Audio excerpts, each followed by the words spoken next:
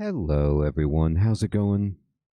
Dr. Incompetent here, and let's continue our complete beginner's guide to MTG Arena here in 2023 and move into this second phase of the tutorial and learn about tactics.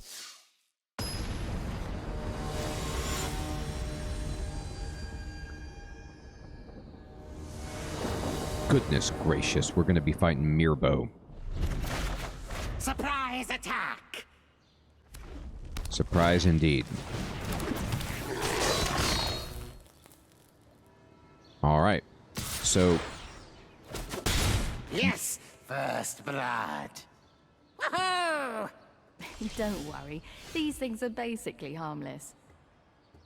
Mirbo is playing a red deck, okay? And he's playing a specific kind of red deck or a mountain-based deck, which is a goblin deck. Now, there are fun archetypes, and what you're going to learn about Magic the Gathering as you get into it is that each color has an identity. Now, that identity might shift from set to set, and the focus might kind of move throughout the ages, but overall, there's a pretty core identity to each of the colors in the game. And red is known for having a deck type called Red You're Dead. It's aggressive, right? It's got fast creatures. It can do, direct damage to your face with fireballs. It has dragons and things. So this is very typical of red. And goblin decks are usually a deck that kind of try to swarm you with lots of tiny little guys like this Raging Goblin. Now, important about the Raging Goblin is that it has haste. So throughout this guide, I'm going to explain to you all of these core rules in the game, and we're going to learn how keywords, card abilities, always trump whatever the existing rules are, and you play by what the card says, right? So, for example, every creature in the game gets Summoning Sickness when it comes into play, normally when it's cast from your hand. But this creature has haste, and haste is its keyword ability. It's in the body text of the card, okay? And you can see in the upper right where it's giving us the description of what's going on with the card. Haste means that it can be tapped and it can attack as soon as it's summoned, so it gets no Summoning Sickness.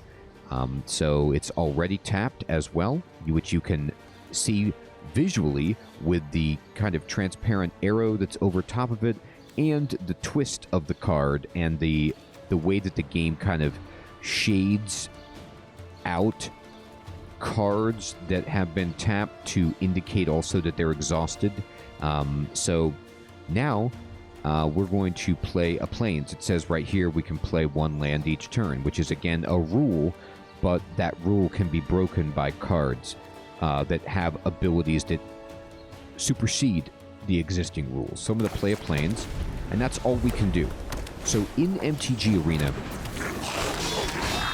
unless you're on maybe worry just full control, okay? So now he is blasting our face. Second blood.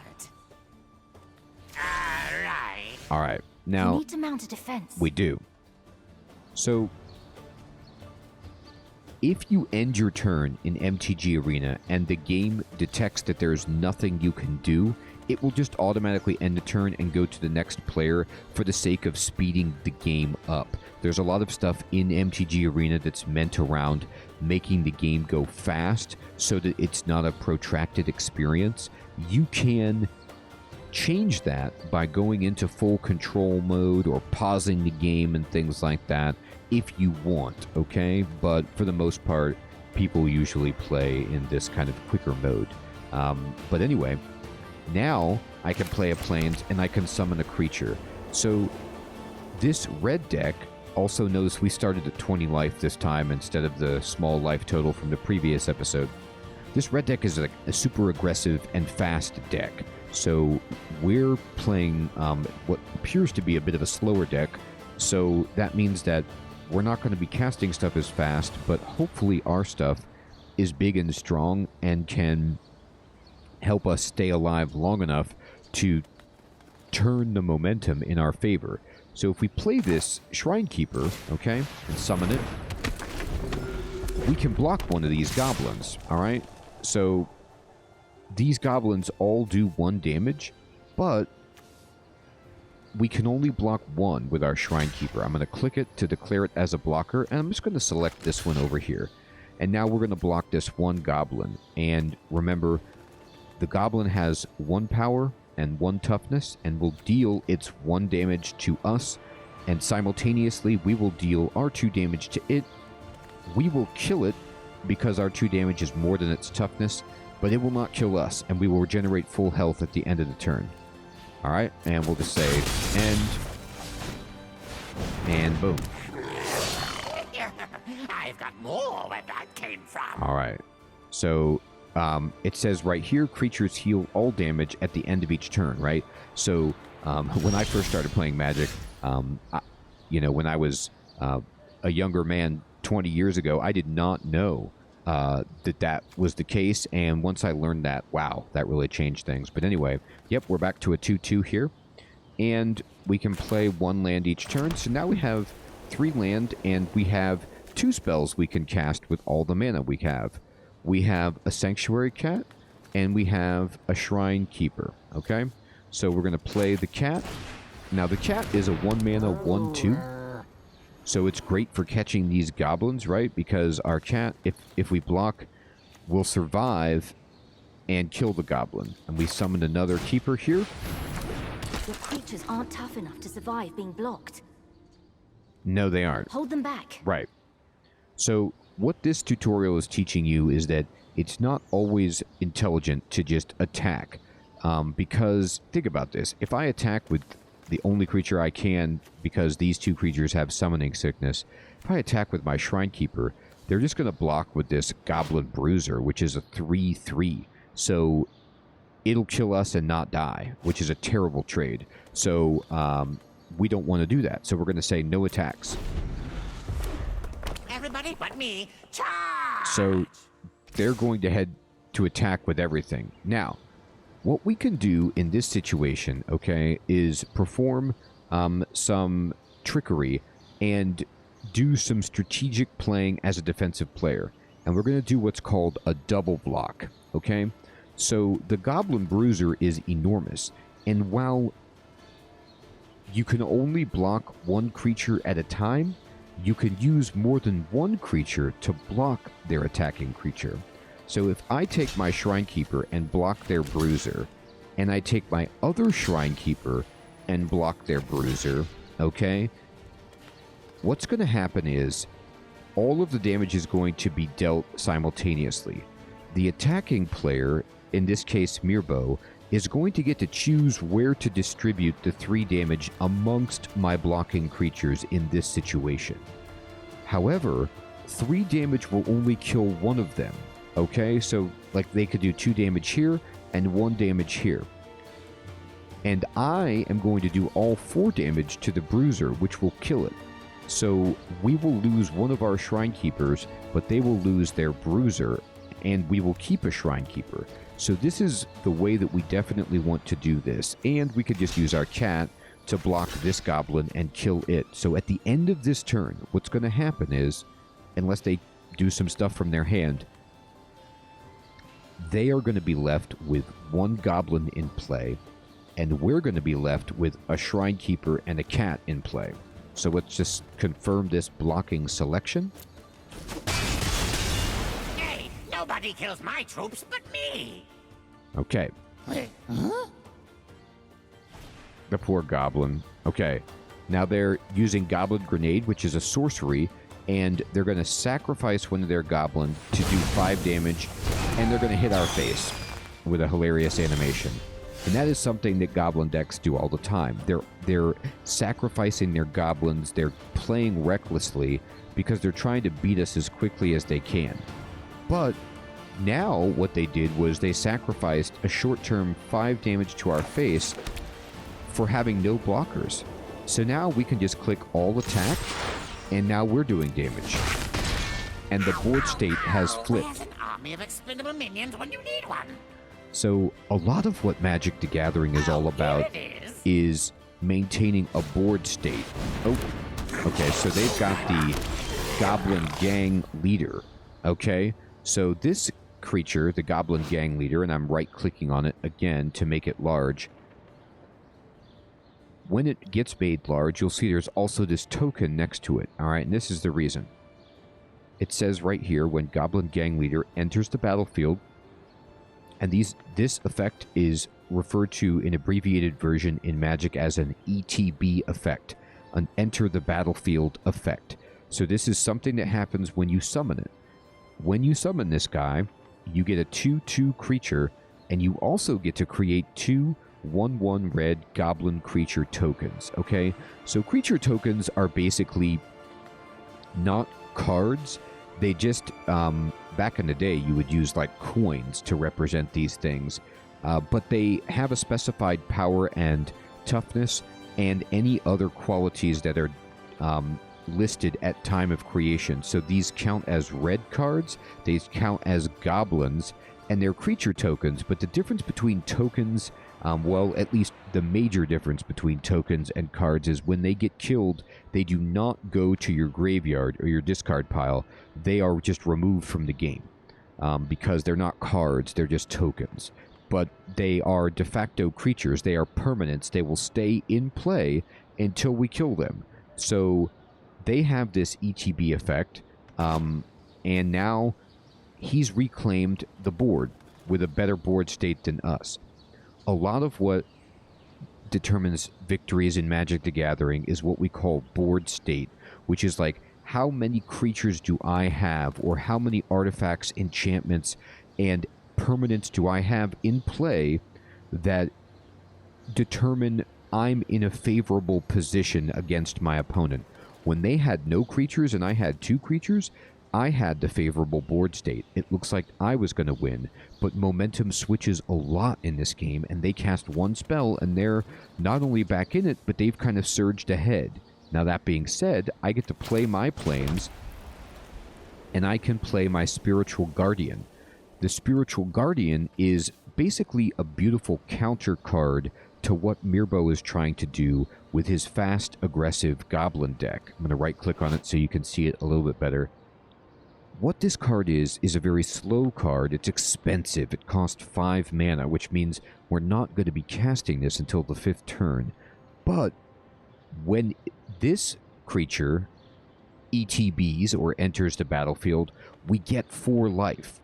So this helps us fill our life back up that was chipped away early by the aggression, and hopefully we can stabilize and reclaim the board state with this giant 3/4 creature. Now this is more like a medium-sized creature in terms of, you know, the scale of MTG, but based on what's on the board, this thing is a beast, because I can, for example, block his Goblin Gang Leader and destroy it and be under no threat at all. So this heals us and flips the board in our favor. So it's a 2-for-1. ETB effects are usually really, really great because they are 2 effects in 1 card. They're like a summoned creature and some kind of interaction goes off. So I'm going to summon this. And Nice defense. He'd be a fool to attack you now. we're not going to attack. We're going to pass right now, because if I did attack, right, I could attack with my Shrinekeeper, for example, and he could just double block with these 1/1s and kill it. And I really don't want that, so I'm just going to not attack.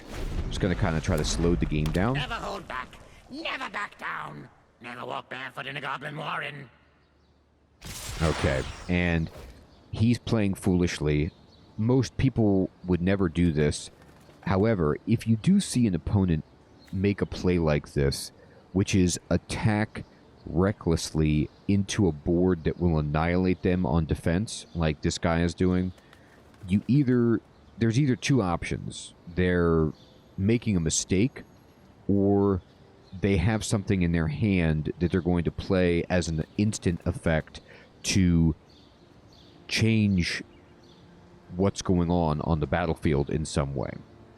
Now, if you feel like you know what they have, maybe you can act on that information, but for the most part, what I like to do, unless I can see their hand or have something else up my sleeve, I like to make people what you call have it, which is like, okay, if you have some kind of special effect, well, then you have it.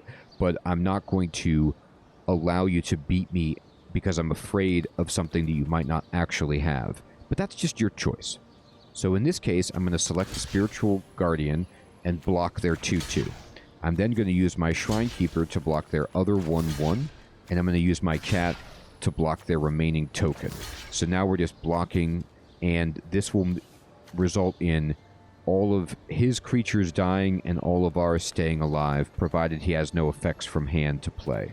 So we're going to end the turn by clicking 3 blockers in the right. It's time to bring the pain. Okay, so all of his stuff is dead, and now he's going to, quote, bring the pain, okay? This is going to hurt. Right. Now, what's interesting is he brought the Ogre Painbringer, and this thing has an ETB of, it did 3 damage to both of us, so it's very reckless, and it's a huge creature. It's a 7/3, right? But, as big as it is, it's only got 3 toughness, okay? And this is something that we can exploit. So we're going to summon this, and we're going to heal. And I'm going to actually attack with this Spiritual Guardian and just this Spiritual Guardian. He'd be a fool to block it, because if he does, we would both die. So we would basically be, my Guardian would die and his Painbringer would die, because I do 3 damage with 3 power, and he has 3 toughness. And he would do 7 damage to me, and I have 4 toughness, so that would kill me. Now, just if you're wondering, first of all, this would never happen on defense, which is that damage would carry over. But even if they were attacking and I blocked, all excess damage does not carry over to you or get distributed anywhere else unless the card says otherwise, or has an ability like Trample, for example. But in this case, they don't. So I'm going to attack with just this. And he's not blocked.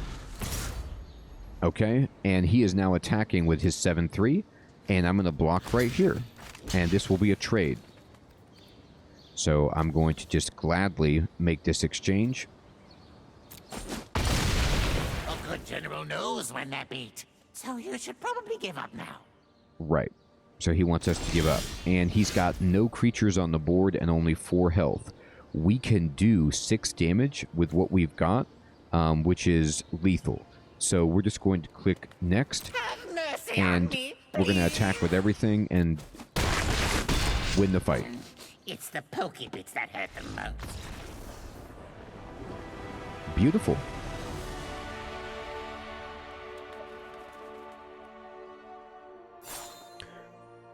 So as you can see, we've got some rewards here.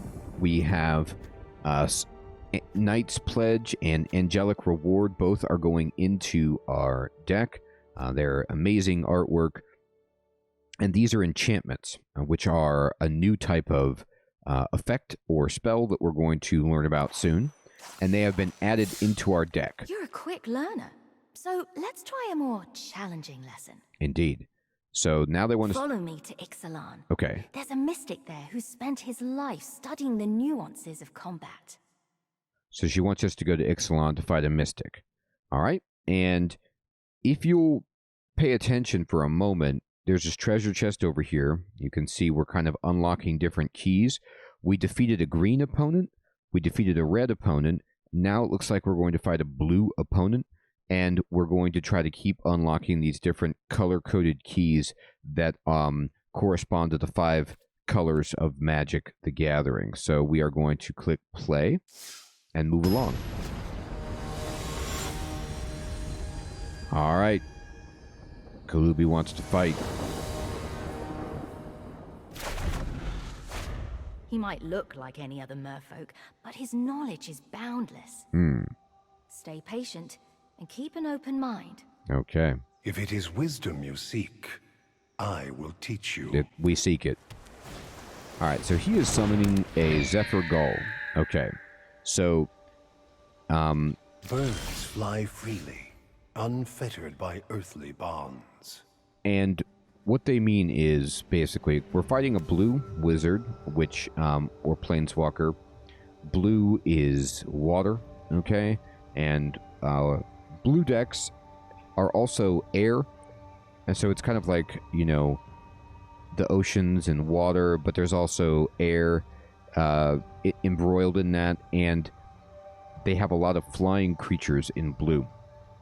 It's part of the color identity, and you'll learn this more as you play what each color is, like, kind of famous for. And flying, if I right-click on this Zephyr Gull, is an ability that the creature has, which basically means it is flying in the air, and we can't block it unless we're flying as well. So if it attacks, unless we have something that is flying or can block flying creatures, it just flies right over our defense and hits us. So this is going to be annoying for us to deal with, right?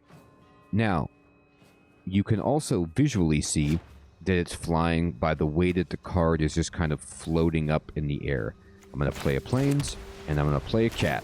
So remember, you play one land each turn, and in general, you want to cast any spell that you can to try to stay on pace in the game, unless you have a good reason for not doing so. So we want to play this cat this turn. Everything is connected. All right, so he You is... must understand the air, land, and sea. He is putting an enchantment on his creature, or an aura, okay? That bird can fly over any blockers on the ground. Yes. So it attacks us. We can't block with our cat, and he's enchanted it, okay? And let's talk about that. So, we also have drawn our own enchantment, which we just All right, won you give it a shot. in our previous match. Now, let's just talk about this. I'm going to right-click on this card. You can see, okay, that the card, the Zephyr Gull, all right, is flying, and its stats have been augmented. Remember, the blue numbers mean that these have been changed in some way, okay? And they've been increased in some way is what that indicates. If I right-click on River's Favor, it is an enchantment card or an aura. Enchantments can either be global enchantments that you just set down, and those are kind of spells that you are casting on yourself as a planeswalker or just on the battlefield or in the area. Or they can be auras, which are specific enchantments that go on a creature. And this is a permanent effect that as long as this creature is alive and the enchantment is on it, it's going to get +1/+1, okay? So they've boosted their character, or not their character, but their creature up. Now, if I play a plains, I now have Knight's Pledge, right? So mine gives me +2/+2. So if I put Knight's Pledge, okay, this aura on my cat is going to become a 3/4 and be much stronger, right? So I'm going to do this to my cat. Good. You've been paying attention. You know it. And if I attack with this cat, we're going to outpace Kalubi, because even though he has a 2/2 flyer that we can't block, we have a bigger creature, and so he's going to have to deal with this. So we're going to attack, because there's no reason to not attack with this cat. If we just leave it there, we can't block with it, so we're wasting damage, so we want to attack. So I'm going to attack. His creature is tapped, so he can't block with it, and the damage goes right through to his face. We both started with 15 health in this exchange. Uh-oh. Obstacles may block your path, but do not lose sight of your true goal. So he has thrown up a Fred blocker. wearing a pirate hat. It is. So I'm going to play a plains. Now, what he's done is he's played this blocking card. You see it has 0 power, which means it will deal no damage, but it's very tough. It has 4 toughness, and that means that it can catch my cat and not die, and is a excellent blocker for it while he chips away with his flying creature at us. Now I'm going to summon my Loxodon Linebreaker. And I'm not going to attack in this situation. You can if you want, but he would just block, and it might be wise to have 2 blockers just in case, so I'm going to say no attack. He's going to hit our face again. Battles ebb and flow. They do, right? And currently we're in a bad shape. Uh-oh, he's water nodding us, okay? So this is an enchant aura that he's actually putting on our creature. And Keep going. He's running out of cards. I'm going to right-click on this. This says enchant creature. When water knot enters the battlefield, tap it, all right? And then it says enchanted creature doesn't untap during its controller's untap step.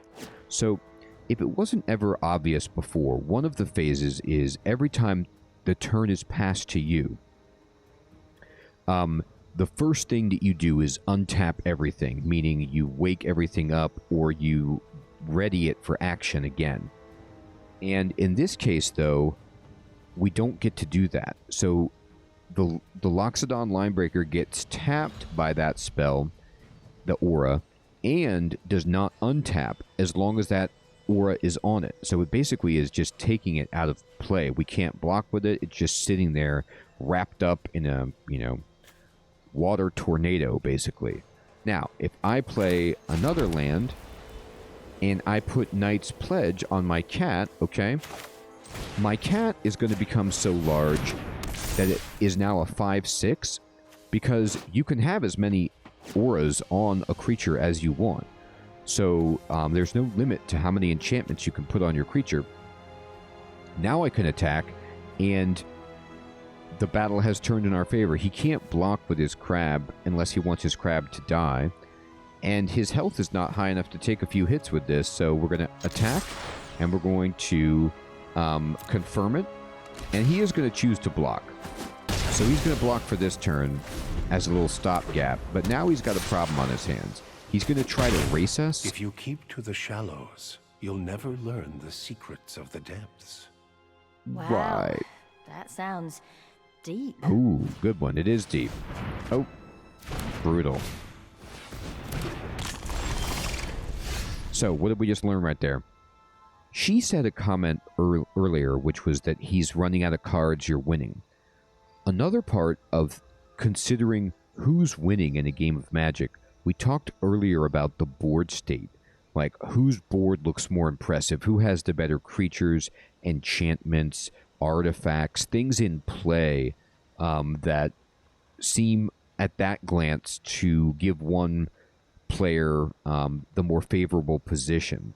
But also, cards in hand are a part of that equation. If someone has a bunch of cards in play, they might have nothing on the board, but they might have a lot of things that they can do as a surprise from their hand that's very powerful. But if they have no cards, that's a very helpless and vulnerable position unless they have an overwhelming board state, because it means there's no surprises. It means, like, you know everything that they have. It's on the board in front of them.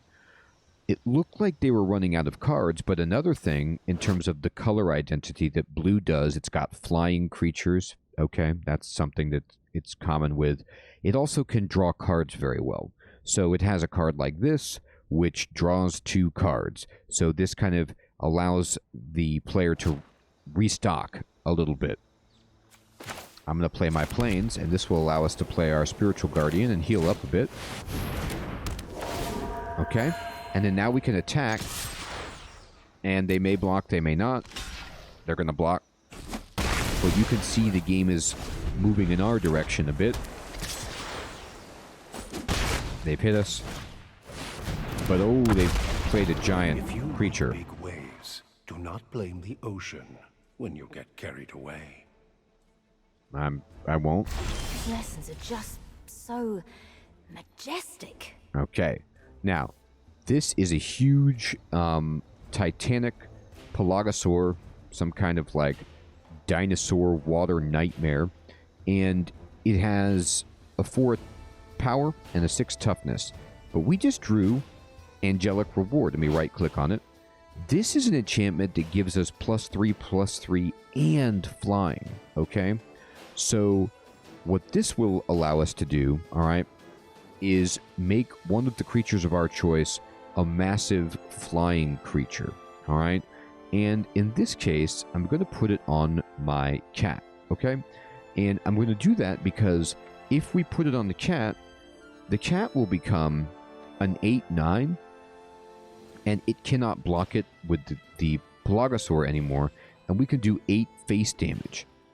That will put us in a position where we have 2 tapped attackers, so if he attacks with both, we will guaranteed take 2 because we can't block it, but we will have the option of just blocking this Pelagosaur with our Spiritual Guardian and sacrificing him to the cause. He will die, of course, but the damage won't go through, and then we can finish the job with our cat next turn if we choose.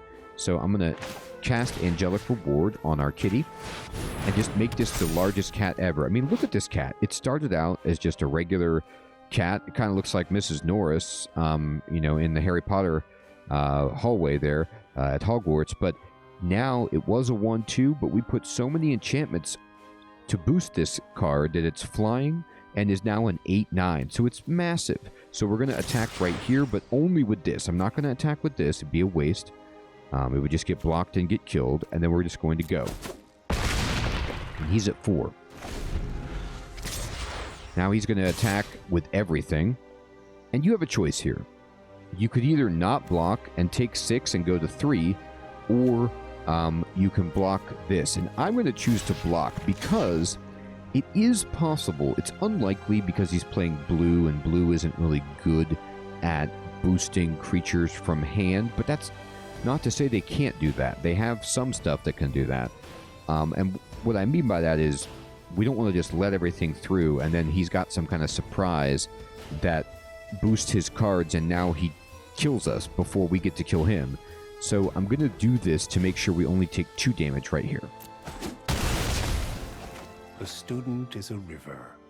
The teacher is an ocean. The master is also an ocean. Wait, what? That last one sounds a bit fishy. Yeah, that wasn't very good. And he played another You know what? Pelagosaur. The guy I was thinking of isn't even a merfolk. Yeah. So I actually don't know who this guy is. that's funny. Okay. So I now apologize. It was just nice to have some company. I can enchant my cat, even though I don't need to, and just finish him off with the biggest cat anyone's ever seen. Now, something else about that was, even if the situation didn't merit us attacking again because things changed on the board state, it was still worth it to block with our other creature because we wouldn't die this turn because we could choose to just keep our cat back and block a Pelagosaur and take it down. But now we're just going to attack and we win massively. It was fun while it lasted. It was fun. Thanks for a good game, buddy. Victory. All right.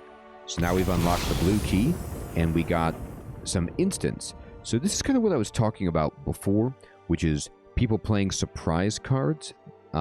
Instants are the surprises in Magic the Gathering, but we haven't seen any of them yet. We've only seen enchantments, auras, sorcery cards, and summoning of creatures. That's it. So now we're going to learn about another spell type in the game, which are instants in this 4th bit. Okay, you're almost ready to take on anyone, including whoever roughed you up in the first place.